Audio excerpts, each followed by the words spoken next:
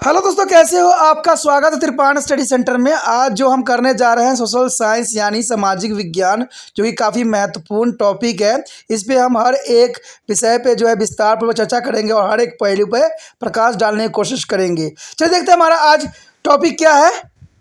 इस शासन के विरुद्ध जो था बहुत से जो है लोकप्रिय जन आंदोलन हुए और ये सुनिश्चित कर दिया 1857 के आसपास ही कि इंग्लैंड की जो है आज आधे दिन यहाँ पर रहने वाला नहीं है। और इंग्लैंड के जो है नीतियों से भारत के लोग जो थे बिल्कुल ही परेशान हो चुके थे।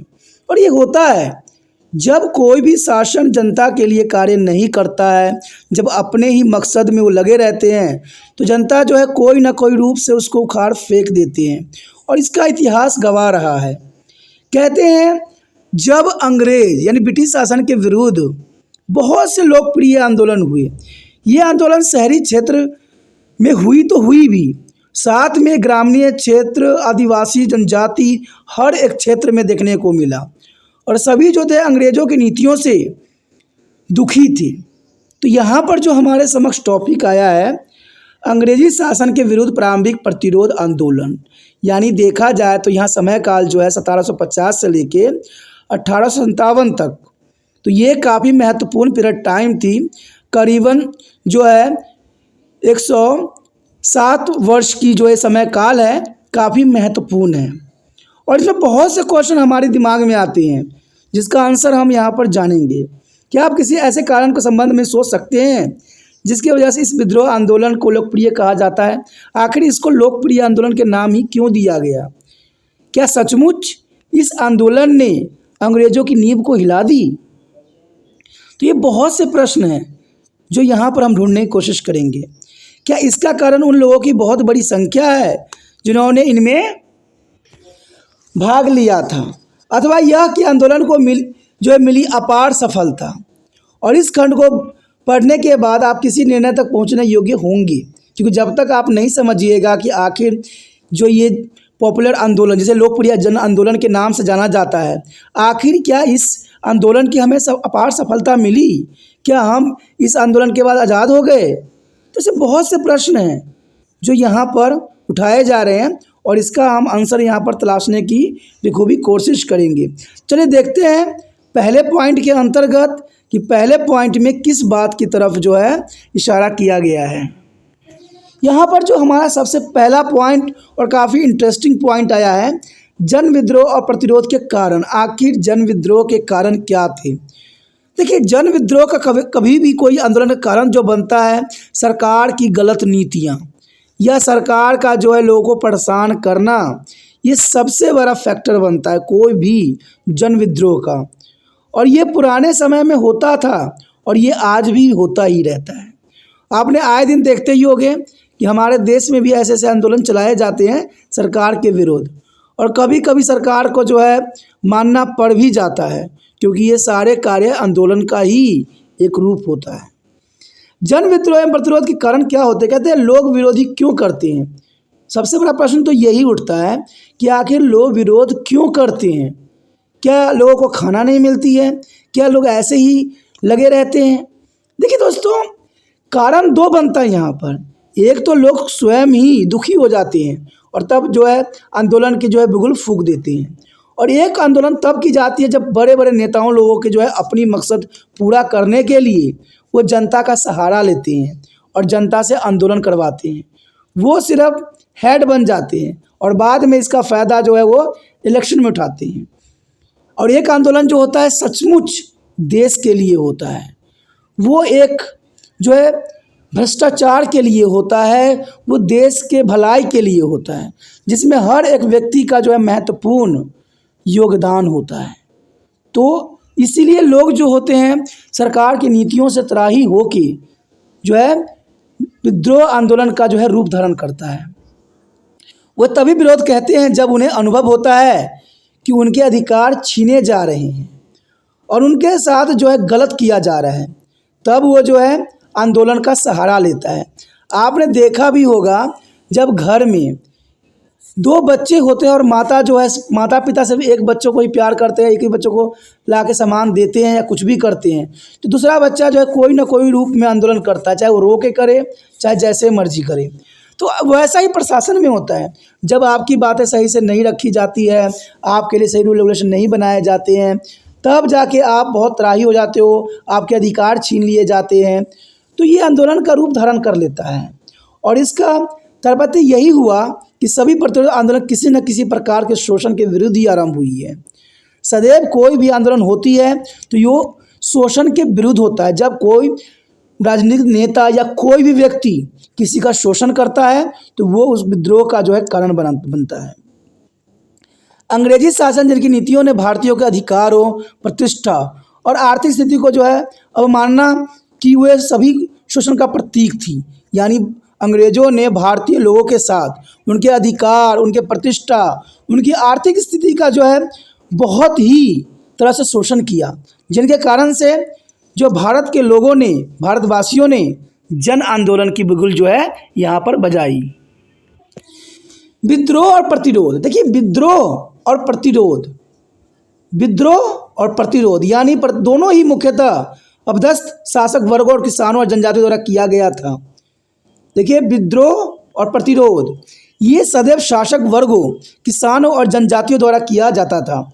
उदाहरणतः जब वैरेन हेस्टिंग्स ने बनारस पर आक्रमण किया और धन और सेना की अपनी अन्यायपूर्ण मांग पूरा करने के लिए राजा चेत सिंह को कारागार में डाला, तो बनारस के लोगों ने विरोध कर दिया, क्योंकि कहते हैं जहाँ जिसके साथ जनता है उसको कोई भी कुछ नहीं बिगाड़ सकता। और देखिए जब चेत सिंह को अंग्रेज़ों ने जो है न्यायपूर्ण मांग के कारण उसको जेल में डाला, तो वहाँ की जनता जो है विरोध के रूप में खड़ा हो गई, जो कि एक जग कल्याण के रूप में था। मद्रास प्रेसिडेंसी में जब अंग्रेज़ों ने सामंतों यानी पलिंगरम के सैनिकों और भू अधिकारियों को छीनने का प्रयास किया, यानी भू अधिकार छीनने का प्रयास किया, तो उन्होंने अंग्रेज़ों का विरोध किया। धार्मिक रीति रिवाजों में हस्तक्षेप इन लोकप्रिय प्रतिरोध का एक और कारण था। कहते हैं अंग्रेज़ों का जो ये क्रांति का जो सामना करना पड़ा 1857 की, उसका कहीं ना कहीं सबसे बड़ा कारण था उनके धार्मिक रीति रिवाज में हस्तक्षेप। कहते हैं यहाँ पर बेशक हमारे लिए, आप लोगों के लिए कुप्रथाएं थी, लेकिन समाज के लोग जो थे उस समय ये गलत मानते थे कि हमारी पुराने समय से चलती आ रही परंपरा है, इसको अंग्रेज जो है तोड़ रहे हैं। और ये विद्रोह का सबसे बड़ा कारण बना।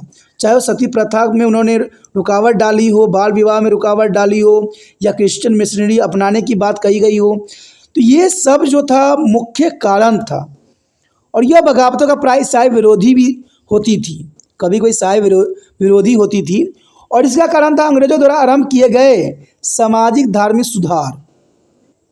यानी देखा जाए तो अंग्रेजों ने हमारे भलाई के लिए कार्य किया, लेकिन यहाँ के लोगों ने इस भलाई को बुराई में लिया और उन्होंने जो है अंग्रेजों के खिलाफ जन आंदोलन किया।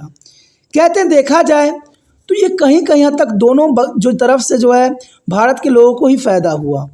एक फ़ायदा इसलिए हुआ कि अंग्रेज़ों ने कुप्रथाओं पर रोक लगाई, तो चलिए भारत के लोगों के लिए भलाई हुई।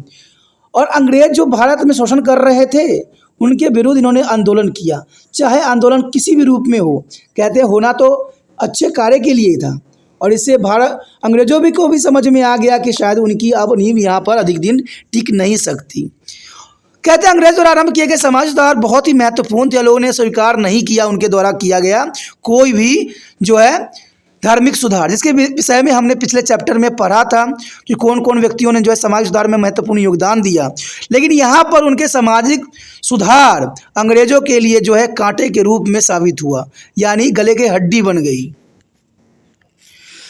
कुछ अन्य विद्रोह में शासक और शोषित वर्गों के धर्म में विभिन्नता के प्रतिरोध का तत्कालीन कारण बनी, यानी धर्मों में विभिन्नता होने का सबसे बड़ा कारण बना। कहते मलाबार क्षेत्र में मलेपियल विरोध में ऐसा ही हुआ था, जहां पर मुसलमान किसानों ने हिंदू जमींदारों और साहूकारों के विरुद्ध लड़ाई की थी।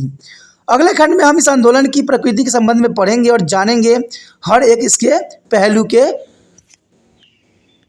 उसके पश्चात हमारे समक्ष आता है जन विद्रोह एवं प्रतिरोध की प्रकृति। कहते हैं अपना विरोध प्रकट करने के लिए विद्रोहियों द्वारा दमनकारियों के प्रतिरोध में हिंसा और लूटपाट जैसे हथियारों का प्रयोग किया जाता था उस समय।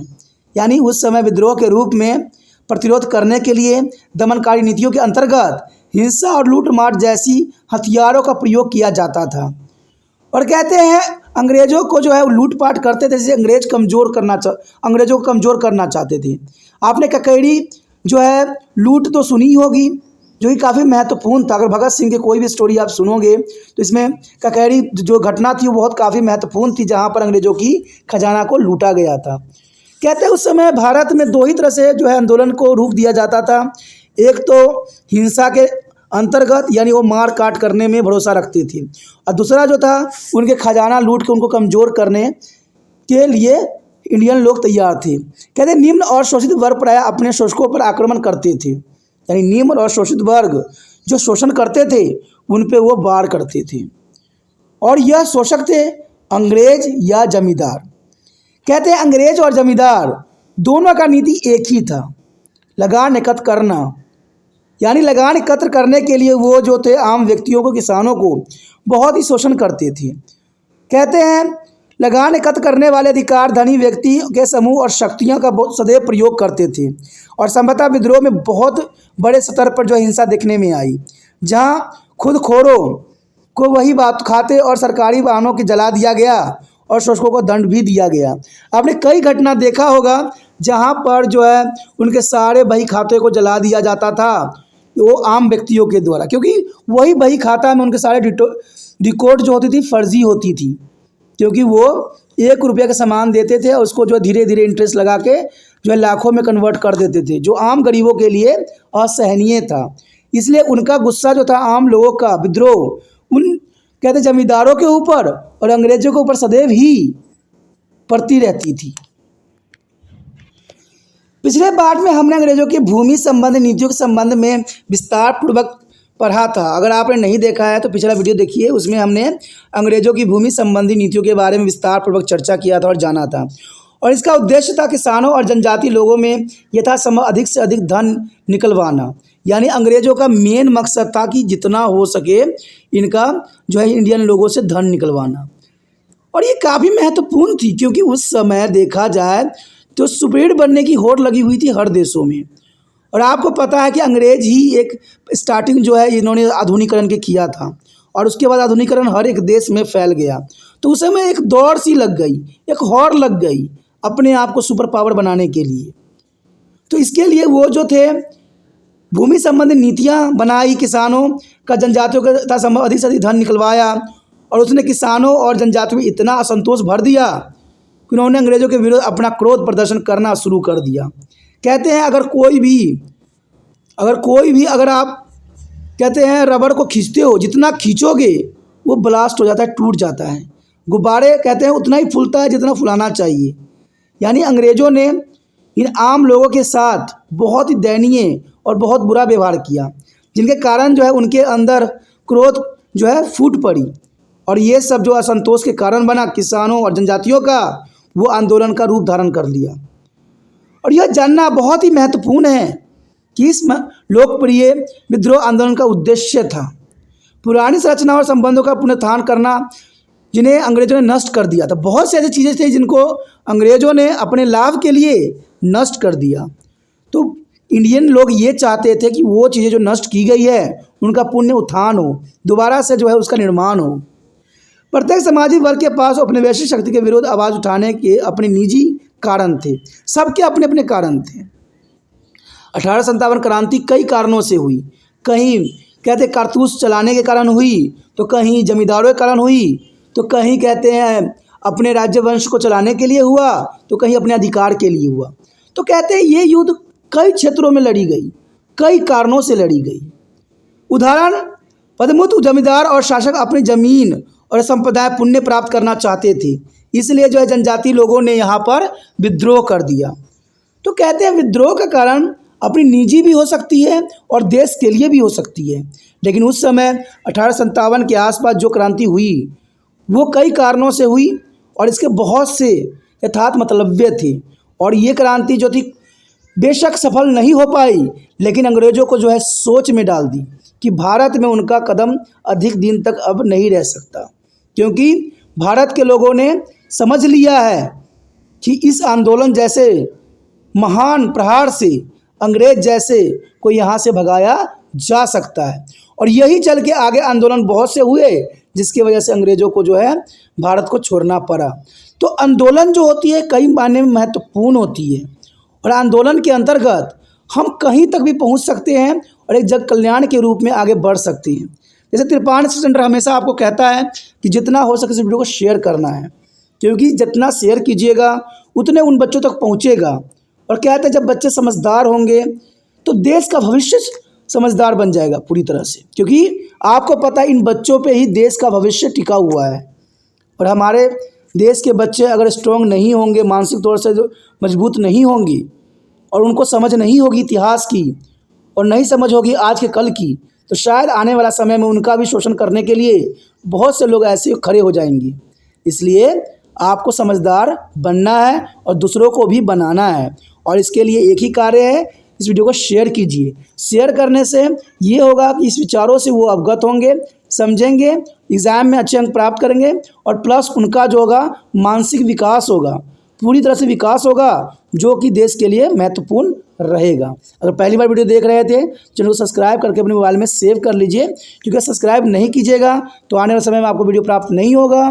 अगर आप मोबाइल में सब्सक्राइब करके चैनल को सेव कर लेते हो तो आपको जो है प्लेलिस्ट का ऑप्शन मिलेगा, वहाँ पर सारे सिलेबस आपको मिलेगा। 8th क्लास से लेके जो है MA तक के बच्चों के लिए चैप्टर जो होगा चैप्टर वाइज होगा, क्लास वाइज होगा, सिलेबस वाइज होगा। तो बहुत कुछ त्रिपाण स्टडी सेंटर में है, इसे सोचना नहीं है, विचार नहीं करना है। जो रेड आपको सब्सक्राइब दिख रहा है उसको दबाइए और त्रिपाण स्टडी सेंटर का आज जुड़िए।